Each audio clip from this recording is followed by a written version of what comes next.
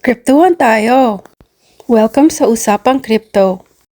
Huwag maging biktima ng mga mistakes na ito. Watch now! Please like and subscribe. Sa videong ito ay pag-uusapan natin ang 7 mistakes o pagkakamali na very common sa mga traders. Mistake number 1. Kulang sa strategy. For example, trading ng walang malinaw na plano or sumusunod sa FOMO, fear of missing out, or hindi nagtatakda ng exit point. Yan ang mga maaaring magdulot ng pagkawala ng puhunan. Mistake number 2. Overtrading.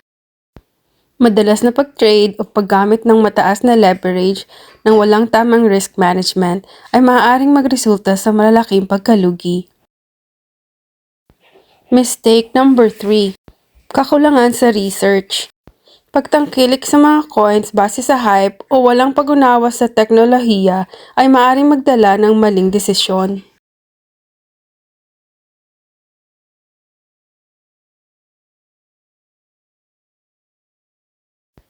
Mistake number 4. Emosyonal na pag-trade.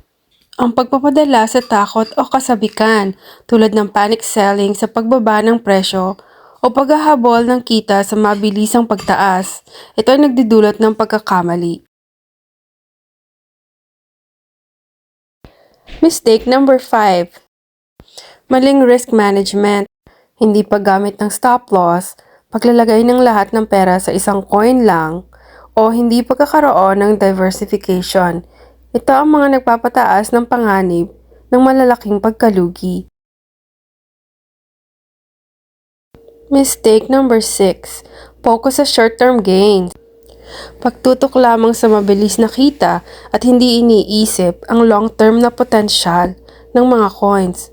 Ito ang nagdudulot ng missed opportunities at mataas na volatility risks. Finally, mistake number 7. Paghahalo ng personal na pondo sa trading funds.